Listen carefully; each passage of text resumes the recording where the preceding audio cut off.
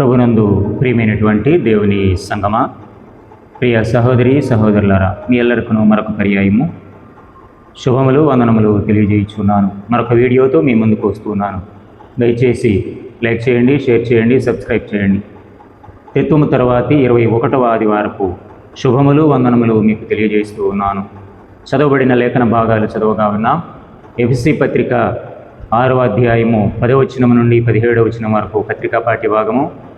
ఆ రీతిగానే యోహాను సువార్త 4వ అధ్యాయము 46వ వచనం నుండి 54వ వచనం వరకు సువార్త పాఠ్య భాగము చదువుగా విన్నాం. మరి ధ్యాన వచనముగా యోహాను సువార్త 4వ అధ్యాయము 50వ వచనాన్ని చదువుకున్నాం. యేసు, నీవు వెళ్ళుము, నీ కుమారుడు బ్రతికి ఉన్నాడని అతనితో చెప్పగా ఆ మనుష్యుడు యేసు తనతో చెప్పిన మాట నమ్మి వెళ్ళిపోయాను. చిన్న ప్రార్థన చేసుకుందాం. కృపాసత్య సంపూర్ణుడైన మా ప్రియ పరలోకపు దేవా, సకల ఆశీర్వాదములకు కారణభూతుడా మీకు వందనములయ్యా. మీ యందు విశ్వాసము మమ్మను విధేయతలో బలపరుస్తూ మా పట్ల అనేకమైన కార్యములు చేస్తూ ఉన్నందుకు మీకు వందనముల దేవా. ఆ క్రమంలోనే మీ యందు విశ్వాసము కలిగి మిమ్మల్ని స్తుతిస్తూ మహిమపరుస్తూ ఉన్న మమ్మను జ్ఞాపకం చేసుకోమని అడుగుతూ ఉన్నాం. నా నోటి మాటలు మందరి హృదయ ధ్యానములు మీకు అంగీకారముగా చేసుకుని యజమానుడికి అర్హమైన పాత్రగా వాడుకొని మీరు మహిమ పొంది మమ్మను దీవింపచేయమని యేసు నామమున అడుగుచున్నాను పరమ తండ్రి, ఆమేన్. మన తండ్రి అయిన దేవుని నుండి, ప్రభు అయిన యేసుక్రీస్తు నుండి కృపయు సమాధానము మీకు కలుగునుగాక, ఆమేన్. ప్రియమైనటువంటి వారలారా, ఒక యథార్థ సంఘటనను విని వర్తమానంలోకి వెళ్దాం. ఎల్టీటీఈ అధినేత ప్రభాకరన్ను అమెరికా జర్నలిస్టు ఇంటర్వ్యూ చేశాడట. ఇది జరిగిన సంఘటన అండి. ఎల్టీటీఈ అధినేత ప్రభాకరన్ అయితే జర్నలిస్టు ఒక ప్రశ్న వేశాడట. ఇంత తక్కువ సైన్యంతో దేశాన్ని వణికిస్తున్నావు, ఎలా సాధ్యము? ప్రభాకరన్ గారి యొక్క జవాబు విధేయత. ఒక్క మాటలో చెప్పాడండి, విధేయత. జర్నలిస్ట్ మరొక ప్రశ్న వేశాడంట. మా సైన్యం కూడా విధేయతతోనే ఉంటుంది, మీ విధేయత యొక్క ప్రత్యేకత ఏమిటి?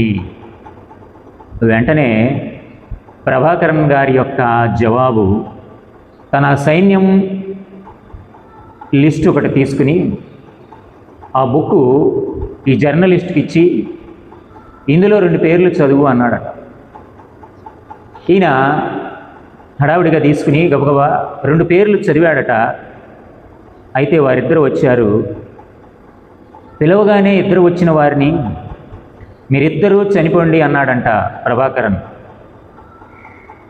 వారు వెంటనే ఏమీ ప్రశ్నించకుండా తమ మెడలో ఉన్నటువంటి పొటాషియం సైనేట్ ప్యాకెట్లు తీసుకుని నోట్లో పోసుకుని గిలగిలా కొట్టుకుంటూ చనిపోయారట. జర్నలిస్ట్కి భయం వేసిందట. మరో ఇద్దరిని పిలువు అన్నాడట ప్రభాకరన్.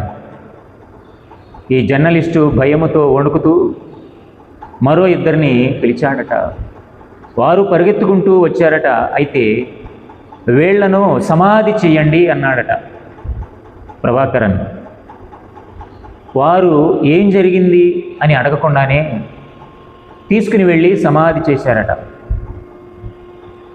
అప్పుడు ప్రభాకరన్ చెప్తున్నాడట, ఇదే విధేయత అంటే. విధేయత ప్రశ్నించదు. విశ్వాసము అనగా విధేయత, నమ్మకము, ఆధారము, ఆత్మవిశ్వాసము. అందుకే ప్రియమైనటువంటి వారిలా మన అంశము విశ్వాసము అని ఏర్పాటు చేసుకున్నామే ఈరోజు. విశ్వాసం అంటే ఏమిటి? మనం చూడని వాటిని కూడా అంగీకరించడమే. తోమా, నేను ఏలు పెట్టి చూస్తేనే నమ్ముతా, అది కాదు విశ్వాసం. ప్రభువు లేచాడు, పునరుద్ధానుడయ్యాడు అంటే నమ్మాలి. నమ్మలేకపోయాడు. ఆశించే వాటిని నిజముగా ఉన్నాయని నమ్మడమే విశ్వాసం. విశ్వాసం ఏం చెప్తూ ఉన్నది? పరిశుద్ధ గ్రంథంలోకి వెళదాం. మనకి ప్రతిదీ పరిశుద్ధ గ్రంథం ఆధారం అండి. అందులోని రెఫరెన్సులతోనే మనం వర్తమానం అందిస్తూ ఉన్నాం. హబక్కుకు గ్రంథము 2వ అధ్యాయం 4వ వచనంలో, వారు అతిశయపడుదురు, అయితే నీతిమంతుడు విశ్వాసము మూలముగా బ్రతుకును. నీవు నేను బ్రతకాలంటే మనకేం కావాలి? విశ్వాసము. ఒకటి గుర్తుపెట్టుకోండి, విశ్వాసం వలన బ్రతకడం. మత్తయి 9వ అధ్యాయము 2వ వచనంలో, ఇదిగో జనులు పక్షవాయువుతో మంచము పట్టి ఉన్న ఒకని ఆయన యొద్దకు తీసుకుని వచ్చిరి. యేసు వారి విశ్వాసము చూచి, కుమారుడా ధైర్యముగా ఉండుము, నీ పాపములు క్షమింపబడి ఉన్నవని పక్షవాయువు గలవానితో చెప్పాను. ముందే విశ్వాసము బ్రతికిస్తూ ఉన్నదని విన్నాం, ఇప్పుడు విశ్వాసము పాపాలను క్షమిస్తూ ఉన్నదని వింటున్నాం. ఇది రెండవది. మత్తయి సువార్త 9వ అధ్యాయం 22వ వచనంలోకి వెళితే, యేసు వెనుకకు తిరిగి ఆమెను చూచి, కుమారి ధైర్యముగా ఉండుము, నీ విశ్వాసము నిన్ను బాగుపరిచినని చెప్పగా ఆ గడియ నుండి ఆ స్త్రీ బాగుపడిను. ఈమెవరూ మనందరికీ తెలుసండి, రక్తస్రావంతో బాధపడుతున్నటువంటి ఆమె. వెనక్గా వచ్చి వస్త్రపు చెంగును ముడితే, ప్రభు నాలో నుండి ప్రభావం వెళ్ళినది, ఎవరో నన్ను ముట్టారని వెనక తిరిగి చూసినప్పుడు ఆమె ప్రాధేయపడింది కాళ్ళ మీద పడి. అప్పుడు అంటున్నాడు, కుమారి నీ విశ్వాసమే నిన్ను స్వస్థపరిచింది. మూడవది ఇది, లూకా సువార్త 7వ అధ్యాయం 50వ వచనంలో, నీ విశ్వాసము నిన్ను రక్షించెను, సమాధానము గలదానవై వెళ్ళుమని ఆ స్త్రీతో చెప్పెను. విశ్వాసము రక్షిస్తుంది, విశ్వాసము సమాధానపరుస్తూ ఉన్నది. 4వ వచనం, యోహాను సువార్త 3వ అధ్యాయము 16వ వచనంలో, దేవుడు లోకముని ఎంతో ప్రేమించెను కాగా ఆయన తన అద్వితీయ కుమారునిగా పుట్టినవాని యందు విశ్వాసముంచు ప్రతి వాడును నశింపక నిత్య జీవం పొందినట్లు ఆయనను అనుగ్రహించెను. విశ్వాసముంచితే నిత్య జీవం పొందుతావు. 5 పాయింట్లు మనం విన్నాం. మొదటిది ఏమవుతూ ఉన్నది? విశ్వాసం ఉంటే నువ్వు బ్రతుకుతావు. విశ్వాసం ఉంచితే పాపాలు క్షమింపబడతాయి. విశ్వాసం ఉంచితే స్వస్థత కలుగుతుంది నీకు. విశ్వాసం ఉంచితే నీవు రక్షింపబడతావు, సమాధానం పొందుకుంటావు. విశ్వాసం ఉంచితే నీకు నిత్య జీవము. కాబట్టి ప్రియ సహోదరి సహోదరులారా, స్థిరమైన విశ్వాసము మనదై ఉండాలి. హెబ్రీ పత్రిక 11వ అధ్యాయము 1వ వచనంలో, విశ్వాసమనున్నది నిరీక్షింపబడు వాటి యొక్క నిజ స్వరూపమును అదృశ్యమైనవి ఉన్నవనుటకు రుజువై ఉన్నది. పౌలు భక్తుడే చెప్తున్నాడు కండి స్పష్టంగా. కాబట్టి మనము నిరీక్షించు వాటి నిజస్వరూపము, ప్రతిదీ జరుగుతుందని ప్రార్థన. నీ జీవితంలో, నా జీవితంలో దేవుడు అది కార్యము జరిపిస్తాడు. ఆ కార్యం ఏదైనా సరే దిగులు పడవద్దు, విచారపడవద్దు. అదృశ్యమైనవి ఉన్నవనడానికి రుజువు. నా జీవితంలో ఇది జరగదు, నాకు రాదు, నాకు తెలియదు, నాకు ఎవరూ లేరు అనే ఆలోచన నీలో రాకూడదు. ప్రియమైనటువంటి వారులారా, మరి విశ్వాసం ఎంత గొప్పదో విన్నటువంటి మనము నేటి లేఖన భాగములలోనికి వెళదాం రండి. ప్రియమైనటువంటి వారులారా, సువార్త పాఠ్య భాగముగా యోహాను సువార్త 4వ అధ్యాయము 46వ వచనం నుండి 54వ వచనం వరకు చదవగా విని ఉన్నాం. ఇక్కడ ధ్యాన వచనముగా యోహాను సువార్త 4వ అధ్యాయము 53వ వచనము చదువుకుందాం. నీ కుమారుడు బ్రతికి ఉన్నాడని యేసు తనతో చెప్పిన గంట అదే అని తండ్రి తెలుసుకొనెను గనుక అతడును అతని ఇంటివారును నమ్మిరి. స్వార్థ పాఠ్య భాగంలో ఉపాంశము నమ్మకమైన విశ్వాసము నిత్యానందాన్ని ఇస్తూ ఉన్నది. ఉపాంశము నమ్మకమైన విశ్వాసము. యేసును ఆశ్రయించిన ఓ అన్యుడైనటువంటి అధికారి అతని కుమారుడు స్వస్థత నొందుట ద్వారా అతని కుటుంబమంతా దేవుని యందు విశ్వాసం ఉంచినటువంటి సందర్భం. ఇదే సంఘటన మరలా మత్తయి సువార్త 8వ అధ్యాయము 5వ వచనం నుండి 13వ వచనం వరకు చూడగలుగుతాం. ఇది కనానులో ప్రభువు చేసిన రెండవ అద్భుత క్రియ. మొదటి అద్భుత క్రియ యోహాను సువార్త 2వ అధ్యాయము 11వ వచనంలో కనాను విందులో నీటిని ద్రాక్షారసముగా మార్చడం. ఇక ఇది రెండవది యోహాను సువార్త 4వ అధ్యాయము 46 నుండి 54 వచనాల్లో అధికారి కుమారుని స్వస్థత. ప్రియమైనటువంటి వారులారా, అధికారి కుమారుడు కపెర్నహూములో ఉన్నాడు, ప్రభువేమో కనానులో ఉన్నాడు. కనానుకు వచ్చాడని తెలిసి అధికారి వెళ్ళాడండి. ఎంత దూరం ప్రయాణం చేశాడో తెలుసా? కపెర్నహూము నుండి కనానుకు 16 మైళ్ళ దూరం, అనగా 24 కిలోమీటర్లు వెళ్ళాడు. తన విశ్వాసం, అందుకే నమ్మకమైన విశ్వాసం. నా కుమారుడు బ్రతుకుతాడు, ప్రభువు బ్రతికిస్తాడని నమ్మాడు, వెళ్ళాడు. తాను తన కుటుంబం ఆనందించారు. యేసు కనానుకు వచ్చాడనే విషయం తెలుసుకున్నాడు. తన కుమారుని స్వస్థపరచుకోవాలని ప్రభువు దగ్గరికి వెళ్ళాడు, మొరపెట్టుకున్నాడు. ప్రధాని యొక్క మొర యోహాను సువార్త 4వ అధ్యాయం 47వ వచనంలో, యేసు యూదయ నుండి గలిలయకు వచ్చినని అతడు విని ఆయన యొద్దకు వెళ్ళి తన కుమారుడు చావసిద్ధమై ఉండెను గనుక ఆయన వచ్చి అతన్ని స్వస్థపరచవలెనని వేడుకొనెను. ప్రధాని అనగా రాజు యొక్క ఉద్యోగండి.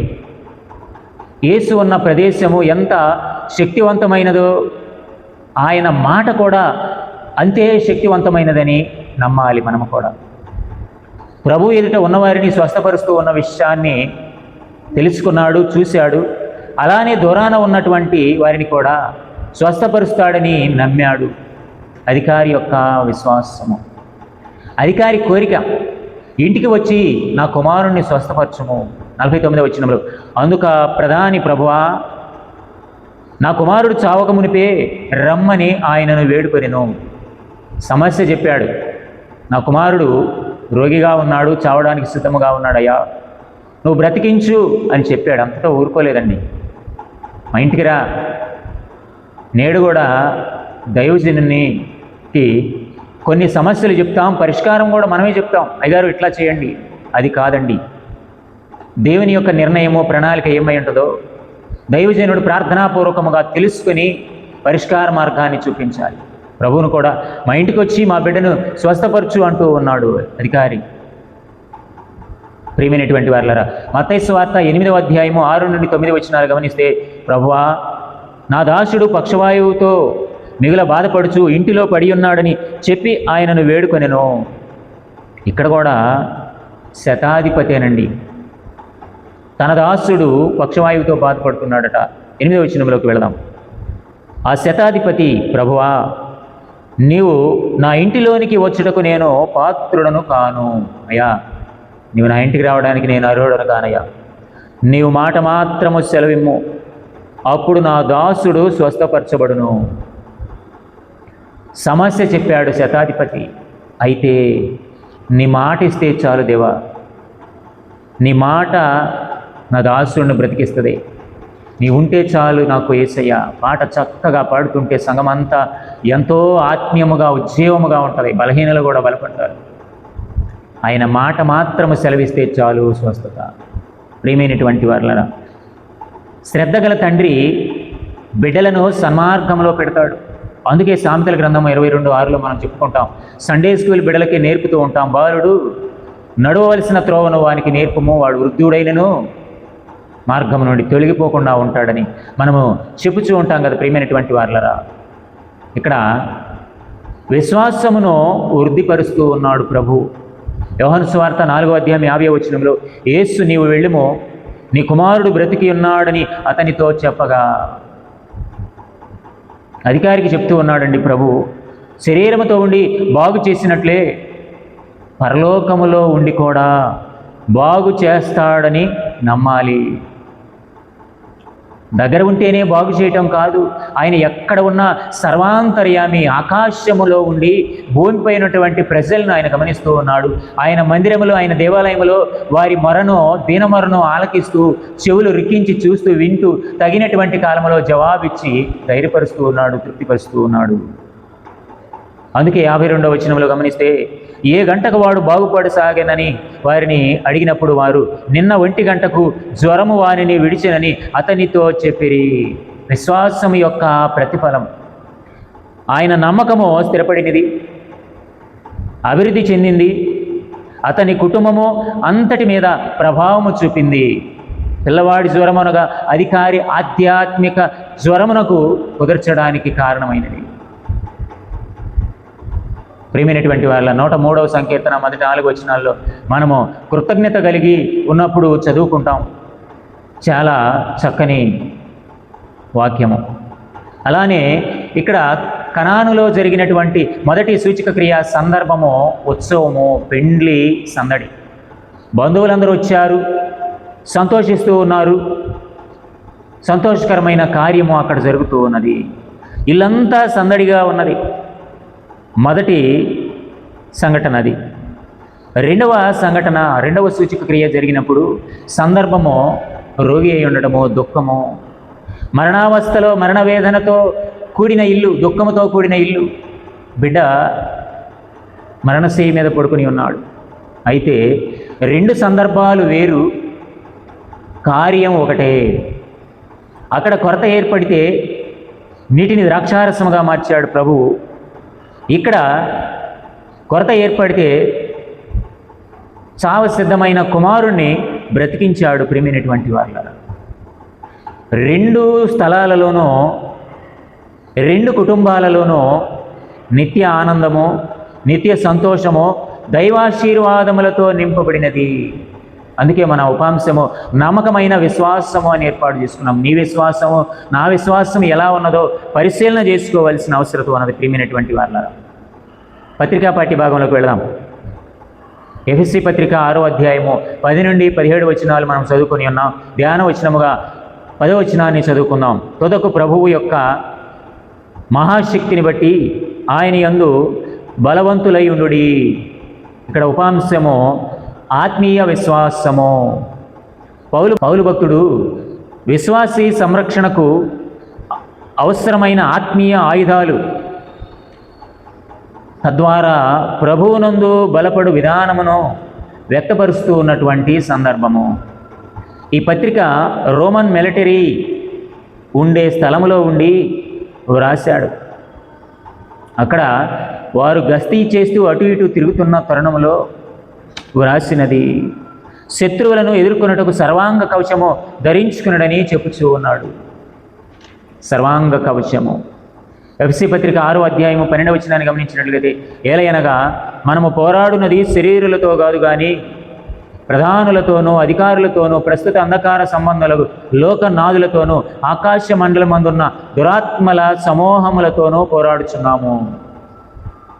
ఆత్మీయ విశ్వాసము నీ పోరాటానికి బలమైనదిగా ఉంటూ ఉన్నది. నీ పోరాటానికి విజయాన్ని చేకూర్చేదిగా ఉంటూ ఉన్నది. మనం ఎవరితో పోరాడుతున్నాం? ఇక్కడ ఒక లిస్ట్ ఇస్తూ ఉన్నాడు. శరీరులతో కాదు, లోకనాథు ప్రధానులతోనూ అధికారులతోనూ ప్రస్తుత అంధకార సంబంధము లోకనాథులతోనూ ఆకాశాల మండలమందున్న దురాత్మల సమూహములతోనూ పోరాడుచూ ఉన్నాం. కాబట్టి నువ్వు బలముగా ఉండాలి.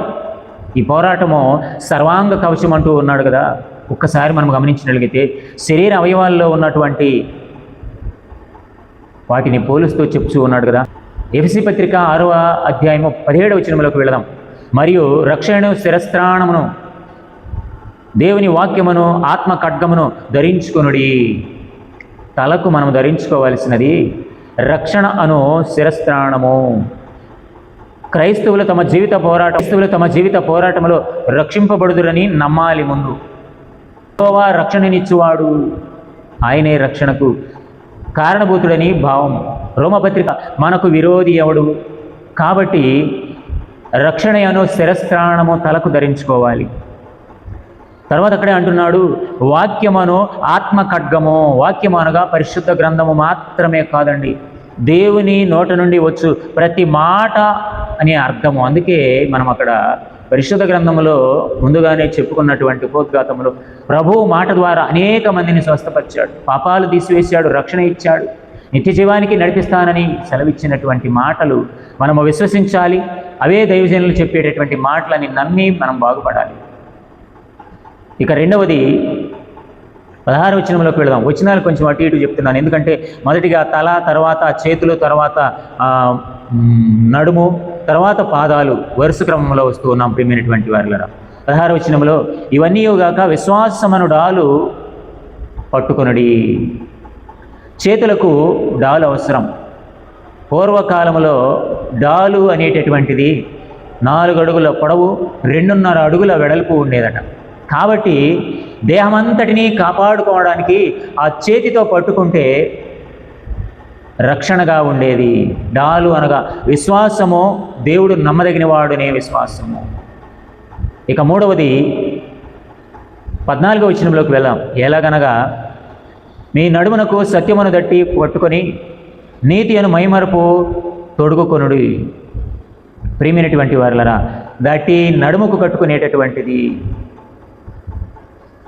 బానిసలుగా ఉన్నటువంటి వారు వారి తువాలను నడుముకు బాగా బిగించి, ఇదిగో నేను సిద్ధముగా ఉన్నాను యజమానుడా, నువ్వే పని చెప్తే అది చేస్తానన్నట్లుగా సిద్ధపాటు సాదృశ్యము. నడుముకు దట్టి కట్టుకొనడం అంటే మనస్సు, వాక్కు, క్రియ, మనోవాక్ కర్మల యందు యథార్థత, అదే సత్యము మనస్సు, వాక్కు, క్రియల యందు. ఇక 4వది 15వ వచనములో, పాదములకు సమాధాన స్వార్థ వలనైన సిద్ధ మనస్సును జోడు తొడుగుకొని నిలువబడుడి. స్వార్థ ప్రకటించువారై ఉండాలి. సిద్ధ మనస్సు అను జోడు మీరు ధరింపజేసుకోవాలి. సర్వాంగ కవచమును ధరించుకోవాలి. గొలియాతు మీదకి దావీదు వెళ్ళినప్పుడు దేవుని ఆత్మశక్తి ద్వారా జయించగలిగాడు. అలాంటి ఆత్మీయ విశ్వాసము మనం పొందుకోవాలి. అలాంటి ఆత్మీయ విశ్వాసము మనకు అవసరం. అందుకే పౌలు భక్తుడు ఆత్మీయ విశ్వాసము గురించి చెప్తూ ఉన్నాడు. అది మనం బలపరుస్తుంది. దావీదు కూడా గొలియాతు మీదకి వెళుతూ ఉన్నప్పుడు చూసిన అన్నలో, నీకెందుకు నువ్వు వెళ్ళిపో, రాజు కూడా నమ్మి ఉండడండి, ప్రజలు కూడా ఈ పిల్లవాడు చనిపోతాడు, చంపేస్తాడు ఒక గుద్దుకి అని అనుకున్నారు. కానీ దేవుని ఆత్మశక్తి ఎంతటి బలమైన సాతానునైనా నీ శరీరంలో నుండి, నీ కుటుంబంలో నుండి, నీ సంఘంలో నుండి పారదోలుతుంది. కాబట్టి ఆత్మవిశ్వాసముతో బలము కలిగిన ప్రార్థన చెయ్యి, నీ జీవితాన్ని సరిచేసుకో. ప్రియదేవుని బిడలారా, మన అంశము విశ్వాసము. నమ్మకమైన విశ్వాసము ఆనందాన్ని ఇస్తూ ఉన్నది. ఆత్మీయ విశ్వాసము బలాన్ని చేకూరుస్తూ ఉన్నది. అలాంటి బలమును, ఆనందాన్ని మనకు, మన కుటుంబాలకు, మన సంఘానికి దేవుడు అనుగ్రహించి ఆయన మాటల ద్వారా బలపరచునుగాక. ఆమేన్. సమస్త జ్ఞానం గమించిన దేవుని సమాధానము మన ప్రభువైన యేసు క్రీస్తు వలన మీ హృదయములకు, తలంపులకు తోడైండునుగాక. ఆమేన్. ప్రియమైనటువంటి వారలారా, మీ అందరికీ మరొకసారి వందనాలు, శుభాలు తెలియజేస్తూ ఉన్నాను. మీ ప్రార్థనా అవసరతలు ఏమన్నా ఉంటే తెలియపరచాలని కూడా మనం చేస్తూ మరొక వీడియోతో కలుసుకుందాం. దయచేసి లైక్ చేయండి, షేర్ చేయండి, సబ్స్క్రైబ్ చేయండి. మీ అందరికీ వందనాలు. సెలవు తీసుకుందాం. ఆమేన్.